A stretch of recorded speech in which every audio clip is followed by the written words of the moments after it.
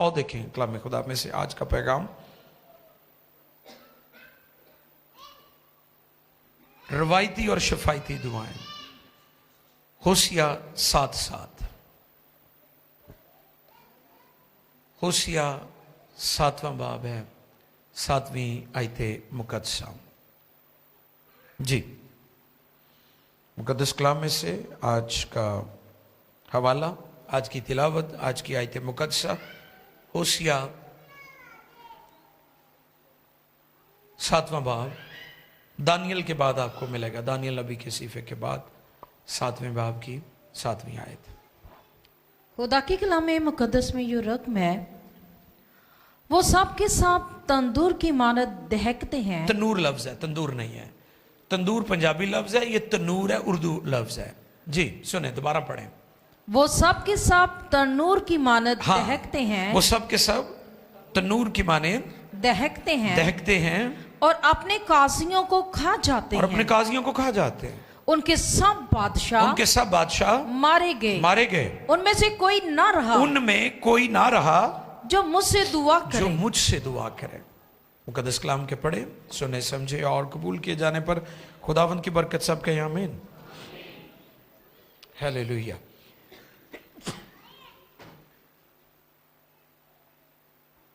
उनमें कोई ना रहा जो मुझसे दुआ करे। ये कौन कह रहा है? खुदा कह रहा है। कौन कह रहा है? खुदा कह रहा है। कौन कह रहा है? जरा बुलंद आवाज से। एक क्लास भी है ताड़ी, तुसी सीख के जाना ताकि किसी को दस सको। कौन कह रहा है? ये खुदा कह रहा है। शाबा, ऐसे बोला करें। ये अल्फाज, ये बात खुदा की तरफ से खुदा फरमा रहा है, उनमें कोई ना रहा जो मुझसे दुआ करे। तो सीखने वाली बात यहां पर यह है कि दुआएं तो बहुत हो रही हैं, कन्वेंशंस भी हो रही हैं, इबादतें भी हो रही हैं। और आपको पता सबसे ज्यादा दुआ किन दिनों में की? जब पेंडेमिक था, जब वबा ने पूरी दुनिया को अपनी लपेट में ले लिया, लोग दुआ की तरफ लग गए। और मैंने पिछले दिनों भी बताया था कि खुदा आपकी लास्ट ऑप्शन या चॉइस नहीं होनी चाहिए, खुदा आपकी फर्स्ट चॉइस होनी चाहिए। दुआ वाले पासे किदों लोग आते हैं? जो बाकी सारे दरवाजे बंद हो जाते हैं। ठीक है, खुदा प्यार करता है, वो फिर भी आपको गले लगा लेता है, जैसे मां बाप, क्योंकि उसके अंदर पिदराना मोहब्बत है, उसके अंदर मदरहुड भी है, उसके अंदर फादरहुड भी है। वो मां की तरह प्यार भी करता है, वो बाप की तरह शफीक भी है। लेकिन सुन लीजिए, खुदा आपकी पहली तरजीह होना चाहिए, खुदा आपकी फर्स्ट चॉइस होना चाहिए, खुदा आपका फर्स्ट लव होना चाहिए। हालेलुया।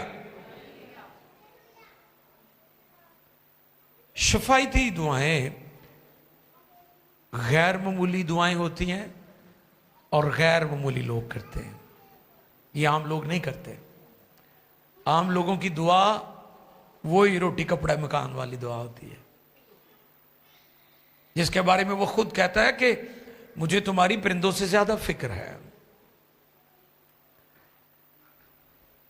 रवायती और शफायती दुआएं आज का मौजू। और इस जगह पर जो खुदा ने बात की है दुआ के लिए, वो इंटरसेशन की बात की है और इंटरसेसर की भी बात की है, जो ये दुआएं करता है। वो बहनें भी हो सकती हैं, वो भाई भी हो सकते हैं, वो पास्टर भी हो सकता है, वो एल्डर्स भी हो सकते हैं, वो कोई भी हो सकता है। क्योंकि ये जो खिदमत है इंटरसेसर की, ये पुलपट पर नहीं की जाती।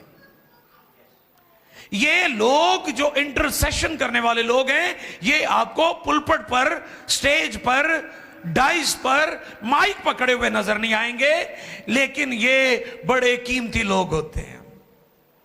ये उनकी बाबत खुदा यहां पर कह रहा है। और जब ये बात हमारे सामने है तो हम गौर करते हैं कि दुआएं तो बहुत हो रही हैं। सोशल मीडिया का दौर है, आप फेसबुक खोल कर देख लें, मेटा जिसे आजकल कहते हैं, उसका न्यू नाम मेटा है। उसको आप खोल कर देख लें, आप टिकटॉक कर देख लें, आप यूट्यूब पर चले जाएं, आपको लातादाद लोग दुआ करते, कलाम सुनाते, इबादत करते, लाइव सर्विसेज करते नजर आएंगे। दुआ तो बहुत हो रही है, दुआ करने वाले तो बहुत हैं, लेकिन शफाअत करने वाले थोड़े हैं। और यहां पर खुदा जिस दुआ और दुआ करने वाले की बात कर रहा है, जिसके बारे में वो कह रहा है, उनमें कोई ना रहा जो मुझसे दुआ करे।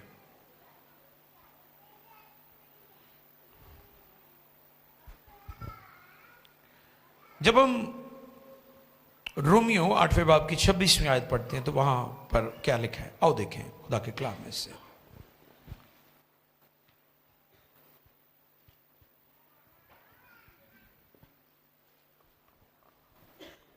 जी, इसी तरह रूह भी हमारी कमजोरी में, इसी तरह रूह भी हमारी कमजोरी कमजोरी में में मदद करता है, मदद करता है, क्योंकि जिस तौर से हमको दुआ करनी चाहिए, हमको दुआ करनी चाहिए, हम नहीं जानते, मगर रूह खुद ऐसी आहें खुद ऐसी आहें भर भर कर हमारी शफायत करता है, जिनका बयान नहीं हो सकता।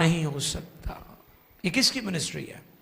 ये पाकरू की खिदमत है, ये मिनिस्ट्री ऑफ होली स्पिरिट है, शफात करना। और ये पाकरू जिनमें बसा हुआ है, ये मिनिस्ट्री उनके अंदर भी नजर आती है, ये मिनिस्ट्री उनको भी मिलती है, क्योंकि पाकरू मिला है। जिनकी लाइफ में पाकरू आ गया है, उनकी जिंदगी में, उनकी लाइफ में ये मिनिस्ट्री भी होगी, और ये होनी चाहिए। चर्चेस के अंदर आपको बाकी सब कुछ मिलेगा, कलीसियों में आपको सब कुछ मिलेगा, पाकिस्तान में आपको बड़े बड़े मिनिस्टर मिलेंगे, दुनिया में आपको बड़े बड़े खादमीन मिलेंगे।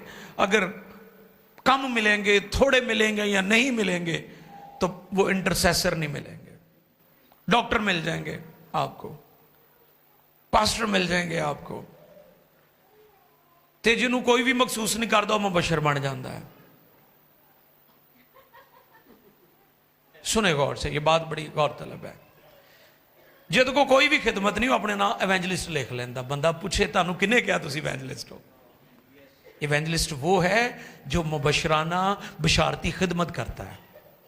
तो आपसे पूछा जाए कि आप कहां बिशारत कर रहे हैं, कौन लोग हैं, कौन सी स्ट्रीट एवेंजलिज्म की है आपने, कौन से आपने क्रूसेड्स में, बेदारी की बातों में जाकर आपने एवेंजलाइज किया लोगों को समझ ही नहीं है कि ऐसे लोग लिख लेते हैं। आपको एवेंजलिस्ट भी मिल जाएंगे, पास्टर भी मिल जाएंगे, डॉक्टर्स भी मिल जाएंगे, बिशप्स भी मिल जाएंगे, कैनन भी मिल जाएंगे, रेवरेंड भी मिल जाएंगे, शफात करने वाले नहीं मिल रहे। ये खुदा यहां पर कह रहा है, ये खुदा कह रहा है, ये एक बोझ है। और एक बड़ी बात मेरे सामने आ रही थी, बड़ी रिस्पेक्ट के साथ ये बात मैं करना चाहता हूं कि जब किसी बच्चे की बर्थ ना हो तो डॉक्टर्स उसकी मदर को आर्टिफिशियल पेन्स देते हैं ताकि उसकी बर्थ हो जाए, उसके लिए इंजेक्शन लगाते हैं ताकि उस बच्चे की पैदाइश मुमकिन हो सके। तो आज चर्च को उसी तरह पेन्स की जरूरत है ताकि लोग रूहानी बर्थ हासिल करें। शफात ना होने की वजह से, बोझ ना होने की वजह से, रूहानी दर्द ना होने की वजह से इंटरसेशन नहीं हो रही और रूहानी बर्थ नहीं हो रही। यह बहुत जरूरी है, बहुत जरूरी है। आज की कलीसिया कहां खड़ी है? अपनी अपनी मिनिस्ट्री, अपना अपना नाम, मेरा नाम हो जाए, मेरी मिनिस्ट्री का नाम हो जाए। खुदगर्जी का आलम है हमारा, हम सब इसमें शामिल हैं। इज्तिमाई बात कर रहा हूं मैं कि हम सब खुदगर्जी की मिनिस्ट्री कर रहे हैं।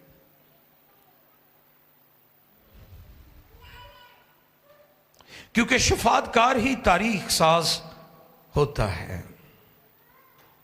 तारीख रकम कर देते हैं। आओ हम रुलकुद्स से कह, रुलकुद्स वो मिनिस्ट्री जो तू करता है मुझे भी करने की तौफीक दे।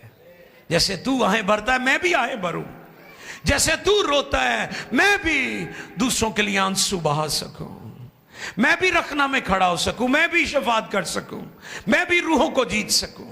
मुझे बोझ दे, मुझे दर्द दे, मुझे पेन दे।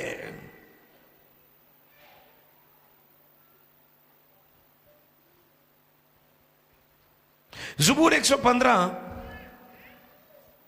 Psalm 115 15वीं और 16वीं आयत 15 and 16 2 verses कलाम खुदा में से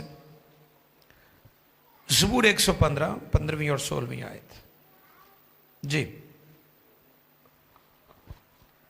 तुम खुदावंद की तरफ से मुबारक हो, तुम खुदावंद की तरफ से मुबारक हो जिसने आसमान और जमीन को बनाया, जिसने आसमान और जमीन को बनाया।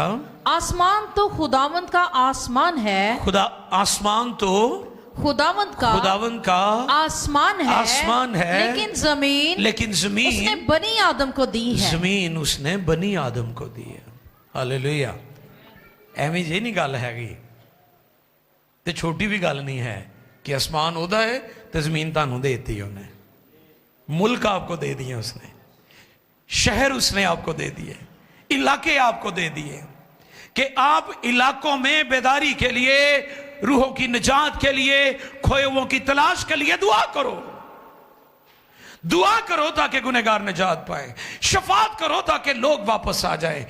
और लिखा है वहां पर, यिर्मयाह ने कहा, यिर्मयाह की मार्फत खुदा का कलाम है कि बस खुदा की हुजूर शफात करो कि खुदा के घर के बर्तन बाबल असीर होकर न जाए। शफात करो, इंटरसेशन करो। आसमान किसका है? खुदा का। जमीन कह दी है ताड़ी है, साड़ी है, सारे दी है, सानू दी उन्हें। आसमान उसका है। और ज़बूर नवीस यहां पर यह में पैगाम दे रहा है, जमीन, उसके इलाके, मुल्क, शहर, कौमें, कबाइल, चर्च को, कलीसिया को, ईमानदारों को, खून खरीदों को, बरगजीदों को शफात करने वाले को दी है। हालेलुया। उन्होंने भावें समझ आई तो भावें नहीं आई, लेकिन उन्होंने दिल च खुदा ने पाया ताली बजा दे। तो कईयों समझ आती तो फिर भी बह रहे हैं, क्योंकि तबीयत च खराबी होती है। मैं रात को कराची में पास्टर्स कॉन्फ्रेंस थी, तो वहाँ पर यही माहौल था। मैंने वहाँ पर शुरुआत की कि दुनिया की किसी कौम के पास खुशी से इबादत करने का कॉन्सेप्ट नहीं है। खुशी का कॉन्सेप्ट सिर्फ मसीही ईमान के अंदर है कि आप खुदा के घर में खुशी और शादमानी से इबादत कर सकते हैं। बाकी खौफ नहीं लगे हुए कि पता नहीं की हो जाना है, लेकिन हम तो खुशी से करते हैं। हम इसलिए इबादत नहीं करते कि रोटी दिंदा है, वो नाम इबादत करो फिर भी तुहानू मिल जानी है। हम इसलिए इबादत करते हैं कि वो है ही इस लायक कि उसकी इबादत की जाए। हम उससे प्यार करते हैं, हम इसलिए इबादत करते हैं। Praise Lord. जमीन किसकी है? बनी आदम, यानी मेरी। अब बोले मेरी, हमारी नहीं अब कहना, अब कहना है मेरी। जमीन किसकी है? मेरी है। आसमान खुदा का है, जमीन मुझे मिली है। अब मामूली नहीं है, हम बड़ी खास हैं क्योंकि जमीन खुदा ने आपको दी है। शफायत करने वाले जमीन पर खुदा की मर्जी को पूरा करते हैं। हालेलुया। मेरी नहीं बल्कि यीशु ने ही हमें सिखाया है, तेरी मेरी नहीं करते हो।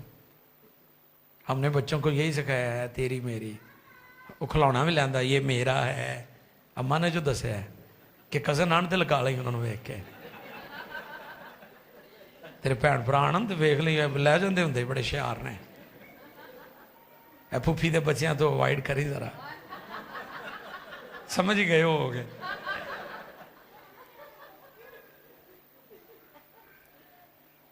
लेकिन ये ज़मीन उसने हमें दी है और शफायत करने वाले लोग उसकी मर्जी को पूरा करते हैं, अपनी मर्जियां नहीं करते। बच्चे गलत फैसले करन ਤੇ ਮਾਪਿਓ ਕਹਿਣਗੇ ਚੱਲ ਕਰ ਲਾ ਫੇ ਜਿਵੇਂ ਤੇਰੀ ਮਰਜ਼ੀ ਆ, ਉਹਨੂੰ ਖੂਹ 'ਚ ਸੁੱਟ ਦਿੰਦੇ ਨੇ। ਬੱਚਾ ਹੈ ਮੈਂ ਕੀ ਕਰਾਂ, ਧੀ ਧਿਆਣੀ ਹੈ ਕੀ ਕਰਾਂ, ਫਿਰ ਮੈਂ ਰੋਂਦੀ ਹੈ, ਉਹਨੂੰ ਚੋਰ ਦੇ डाकू दे नशई दे गल पा देंगे ने। आप अपनी जिंदगी में उसकी मर्जी को पूरा होने दें, आपको अंदर से राहत मिलेगी। है तो जड़ी गल है ना भी आप जिस्मानी तौर पर चीज़ों को ले रहे हैं, वो कुछ देर के बाद आपको बोर लगेंगी वो चीज़ें, आपकी ज़िंदगी में खुशी शादमानी राहत नहीं होगी। लेकिन जब आप खुदा की मर्जी को पूरा करेंगे आप हमेशा शाद रहेंगे, उस खुशी को कोई नहीं छीन सकेगा, क्योंकि वो खुदा की मर्जी से हुआ है आपकी लाइफ में। इसलिए जो शफात करते हैं वो खुदा की मर्जी को पूरा करने वाले लोग होते हैं। दुनिया और कौमों और मुल्कों को बचाने के लिए इंटरसेसर एक ही काफी है। किन्ने? एक ही काफी है।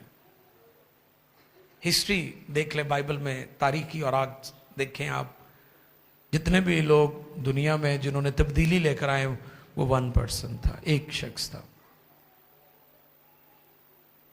और एक शख्स दुनिया, मुल्कों, शहरों को तब्दील कर सकता है। लेकिन अगर वो हो तो, जैसे मैंने कहा कि पाकिस्तान में पास्टर्स भी मिल जाएंगे, कैनन भी मिल जाएंगे, डॉक्टर्स भी मिल जाएंगे, बिशप्स भी मिल जाएंगे, मुबशर भी मिल जाएंगे, लेकिन अफसोस इंटरसेसर आपको नहीं मिलेंगे। लेकिन खुदा ढूंढ रहा है, खुदा उनकी तलाश में है। यसाया 59 बाब है, अज़ाया 59 15 और 16, 15-16, 15 और 16 आयत पढ़ेंगे। यसाया 59 बाब और उसकी 15 और 16 आयतें मुकद्दसा। जी, यसाया नबी का सीफा है, 59 बाब की 15 और 16 आयत पढ़ेंगे। हाँ, रास्ते गुम हो गई। हाँ, रास्ते गुम हो गई। क्या गुम हो गई? रास्ते, रासबाज नहीं गुम हुए, रास्ते गुम हुई है। आगे, और वो जो बदी से भागता है, और वो जो बदी से भागता है शिकार हो जाता है। शिकार हो जाता है। खुदावन ने ये देखा, खुदावन ने ये देखा, और उसकी नजर में बुरा मालूम हुआ, और उसकी नजर में बुरा मालूम हुआ कि अदालत जाती रही, कि अदालत जाती रही, और उसने देखा, और उसने देखा कि कोई आदमी नहीं, कि कोई आदमी नहीं, और ताजुब किया, और ताजुब किया कि कोई शफायत करने वाला कोई नहीं, शफायत करने वाला नहीं। इसलिए उसी के बाजू ने उसके लिए नजात हासिल की, और उसी की रास्तबाजी ने उसे संभाला। क्या चली गई? रास्ते गुम हो गई। कौन गुम हो गया? ईमानदार गुम हो गए? नहीं, ईमानदारी गुम होगी होना चाहिए। ये बहुत दर्द की बात है, दुख की बात है कि आज ईमानदारों के अंदर भी ईमानदारी नहीं है।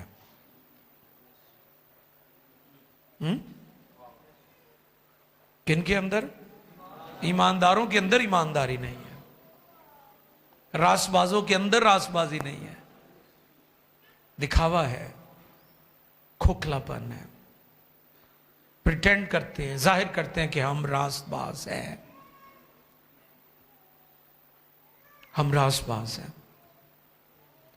ये लम्हा फिक्रिया है, ये अफसोस का आलम है, ये दुख का आलम है कि वो जो खुदा की रोशनी, खुदा का नूर है। D.L. मोडी अपनी किताब में लिखते हैं कि एक दफा अमेरिका के अंदर साहिल के ऊपर समुद्री तूफान आया, और वहां पर जब समुद्री तूफान आया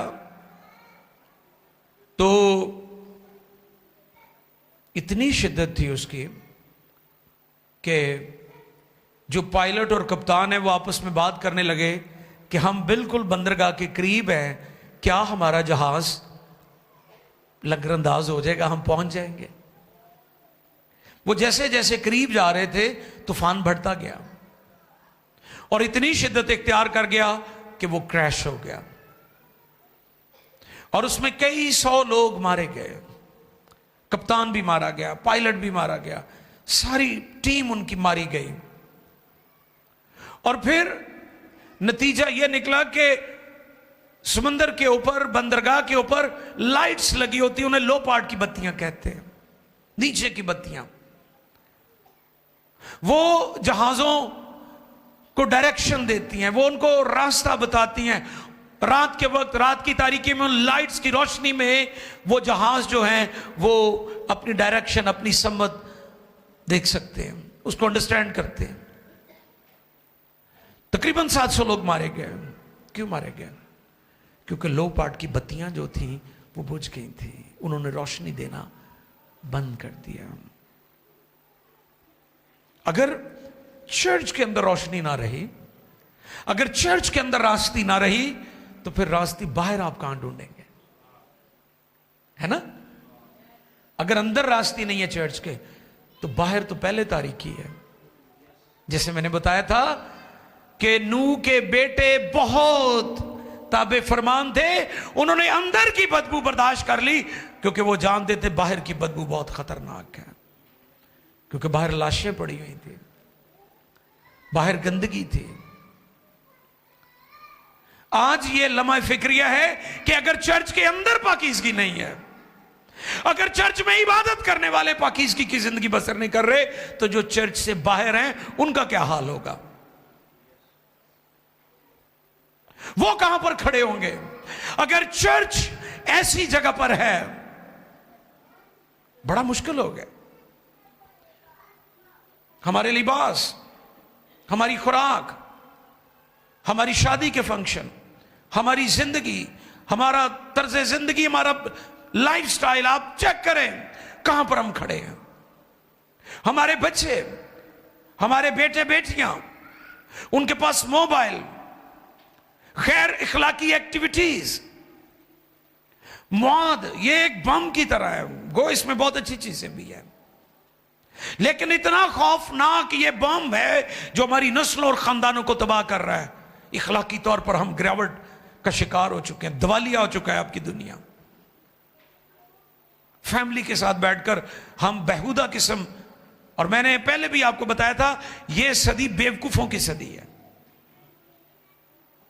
जितनी ज्यादा हमाकतें लोग मीडिया पर करेंगे वो उतने वायरल होंगे, और वायरल होने के लिए लोग फैमिलीज और खानदानों को उसमें शामिल करते हैं, अपनी बहनों बेटियों को, मां को।